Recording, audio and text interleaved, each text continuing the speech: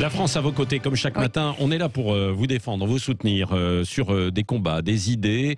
Et là, eh bien évidemment, c'est tous les gens qui sont concernés, et quasiment tout le monde, par les factures de gaz et d'électricité, notamment pour le chauffage, parce que les factures de l'énergie sont en train d'exploser avec un certain nombre d'augmentations. On va en parler avec vos invités. Combien d'augmentations, Cécile ? Là, on parle de 8,7% d'augmentation pour le gaz depuis le 1er septembre, et on parle du hors-taxe. Alors souvenez-vous, en 2018, ça avait déjà généré la colère des Gilets jaunes, et donc les factures d'électricité et de gaz vont plomber encore un peu le pouvoir d'achat des Français. Le mois de septembre marque la 5e augmentation consécutive depuis le mois de mai 2021, donc c'est assez énorme. On en parle avec nos invités ce matin. Adeline Jubert, bonjour. Bonjour. Vous êtes avec nous, merci en tout cas. Vous êtes directrice chez meilleurtaux.com au département énergie. Vous allez nous expliquer pourquoi cette augmentation et surtout nous donner des conseils. Et François Carlier avec nous, bonjour. Bonjour. Vous êtes directeur général de l'Association nationale de défense des consommateurs et des usagers. François Carlier, en 2018, vous demandiez au gouvernement de faire preuve de mesure sur les augmentations continues du gaz. Là, la Commission de régulation de l'énergie a annoncé une augmentation, je le disais, de près de 9% 1er septembre. Ça veut dire que, de nouveau, il va falloir retourner à la bataille. On recommence ? Oui, alors il faut un peu relativiser les choses sur le carburant et le gaz, parce qu'en fait, il y avait eu, c'est un effet de matières premières. Il y avait une chute du prix des matières premières en 2020, et là une remontée en flèche. Alors, disons que c'est une partie de la très grande hausse qu'on a, c'est simplement on a récupéré la très forte baisse qu'on avait eue. C'est un peu l'effet du Covid. Mais avec une augmentation quand même. Oui, alors tout à fait, ça reste quand même une augmentation, surtout que ça risque quand même de perdurer. Et donc, au bout d'un moment, ça va faire mal cet hiver, notamment sur les factures du gaz. Donc, c'est pour cette raison que, alors déjà, je pense qu'il n'est pas question de revenir à une augmentation de la taxe carbone, parce que je pense que c'était en projet en 2022 après la présidentielle. Là, je pense que c'est pas le temps. Et puis, effectivement, probablement de faire un geste pour les consommateurs. Il y a, d'un point de vue fiscal, quelques gestes qui peuvent éventuellement être faits. C'est plus facile sur l'électricité. Mais on va se tourner vers le gouvernement. Maintenant, l'augmentation du prix, c'est quand même beaucoup les matières premières. Oui.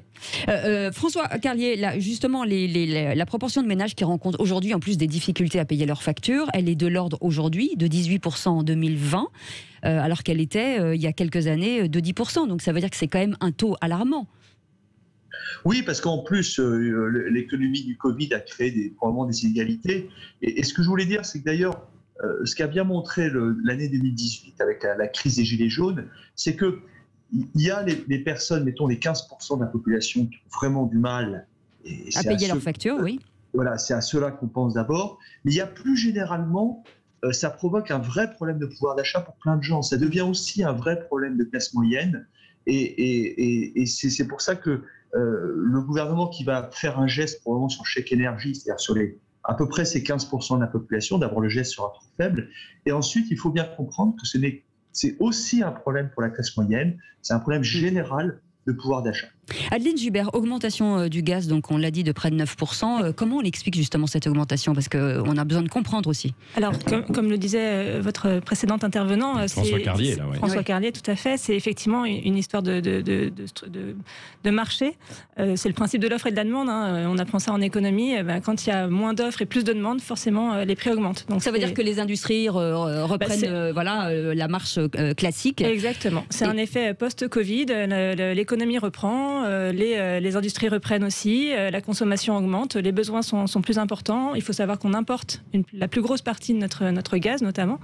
Voilà, donc les producteurs savent aussi qu'il y a plus de demandes, donc peut-être qu'ils produisent pas autant qu'il le faudrait pour maintenir des prix hauts.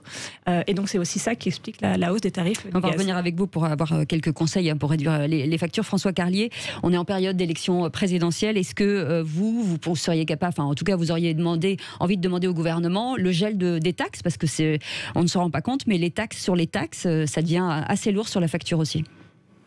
Et pour nous, il y a deux sujets. Il y a le sujet de court terme, c'est effectivement de faire un geste sur les taxes. Alors, par exemple, ces fameuses, la TVA qui est exercée sur le prix de l'énergie, mais aussi sur toutes les parataxes qu'il y a sur l'énergie, qui sont nombreuses. Donc, on paye 20% de TVA sur, je dirais, l'énergie physique de ce qu'on achète, mais aussi sur des parataxes. Donc ça, c'est vrai qu'il pourrait y avoir un geste.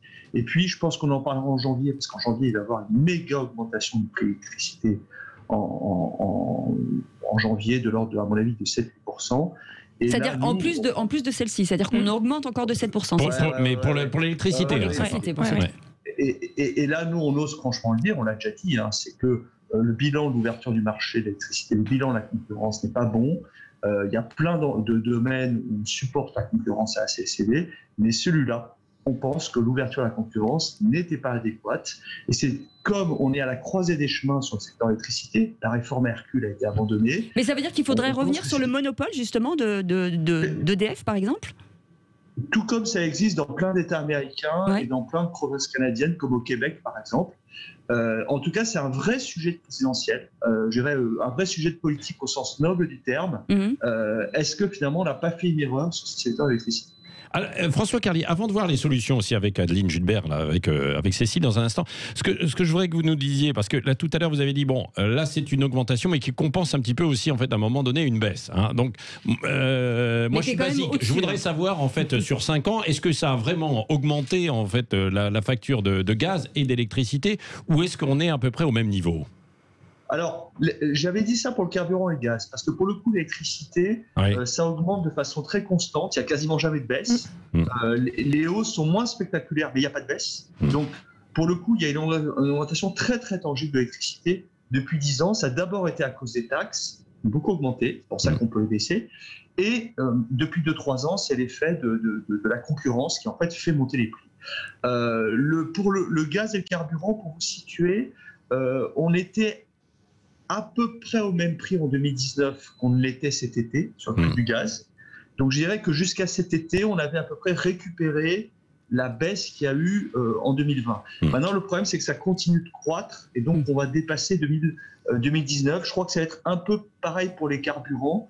Donc voilà, je dirais que jusqu'à cet été, c'était une remontée qui fait mal. Je comprends, hein, je comprends très bien qu'elle fasse mal, et qui pouvait un peu se comprendre. Là, maintenant, la hausse qui continue, là, ça commence à poser problème. Ouais. Alors justement, avec vous, Adeline Judbert, comment faire pour ne pas subir justement cette hausse ? Il y a des petits trucs, des astuces.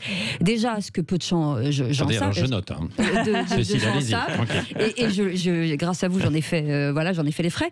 En tout cas, on peut changer très facilement de fournisseur. Tout à fait. Alors effectivement, je suis pas tout à fait d'accord avec François sur l'ouverture du marché. Je pense que il y a une vraie dynamique depuis 2007 avec des nouveaux fournisseurs qui arrivent, qui font bouger les choses.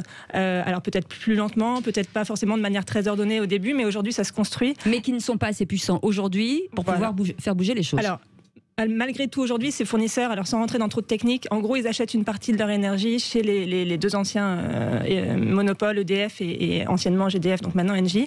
Donc, ils subissent aussi l'augmentation du tarif réglementaire. Hein. Donc, s'il y a une hausse, ils la subissent aussi. Néanmoins, ils la subiront toujours à un niveau inférieur. Et ils la compensent. Et ils la compensent en faisant alors, à la fois des offres avec des tarifs moins élevés. En général, c'est entre 5 et 15% en dessous du tarif réglementaire, parce qu'ils ont moins de coûts aussi qu'EDF. EDF est une grosse machine, donc ils ont aussi moins de coûts, donc ils peuvent faire un petit peu moins de marge. Mais est-ce que EDF répercute les baisses sur son tarif ? Jamais. Alors EDF a ouvert une offre qu'on appelle alternative, voilà, donc pour essayer de parer finalement à l'ouverture du marché et aux offres alternatives. Donc ces fournisseurs-là ont le mérite d'exister.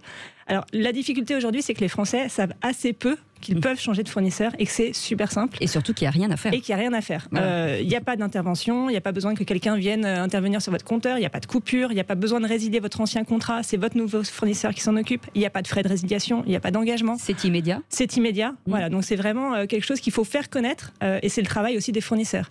Il y a un deuxième élément que je trouve intéressant chez les fournisseurs, c'est qu'ils accompagnent aussi et ils éduquent les clients à la consommation, parce que l'énergie la moins chère, c'est celle qu'on ne consomme pas. Oui, c'est vrai que vous avez un espèce de tableau de bord sur les plateformes. Voilà, donc l'avantage de ces fournisseurs, c'est qu'ils ont souvent, ils innovent un peu dans des widgets, dans des outils, dans des applications où vous pouvez voir votre consommation quasi en temps réel. Par exemple, chez un fournisseur, vous avez une clé qui se plug sur votre compteur Linky et vous allumez la lumière, vous voyez combien de kilowattheures en plus vous consommez. Vous branchez votre téléphone portable à charger, vous voyez la différence. Et en fait, c'est des petites choses qui vont vous aider à réduire votre consommation et derrière à payer moins cher.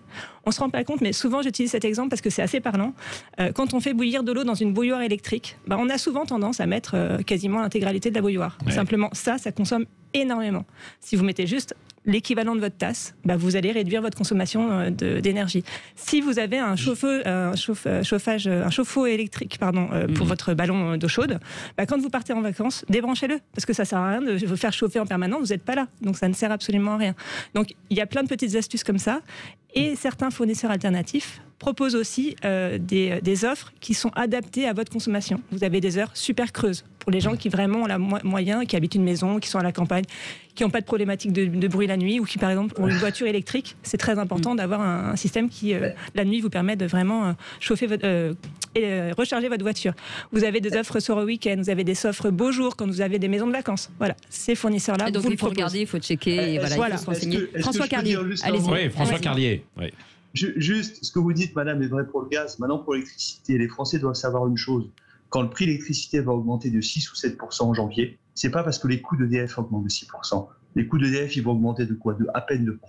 Si on va augmenter les prix de 7%, c'est parce que les opérateurs alternatifs, les concurrents, qui eux sont plus dépendants des marchés pro, sont en train de faire faillite. Et pour leur empêcher de faire faillite, on va augmenter le tarif d'EDF pour que les alternatives continuent d'être un petit peu moins chères que d'EDF sans faire faillite. Et c'est pour ça que la concurrence en fait crée un effet pervers sur l'électricité. On a l'impression qu'on fait faire des bonnes affaires aux gens, mais pour qu'ils fassent des bonnes affaires, on est obligé de faire flamber les tarifs. Souvenez-vous de ce que je dis, vous verrez qu'en janvier, les tarifs vont croître de 6 ou 7%, à peu près, peut-être 5, peut-être 8, mais enfin dans ces eaux-là, pour faire survivre la concurrence.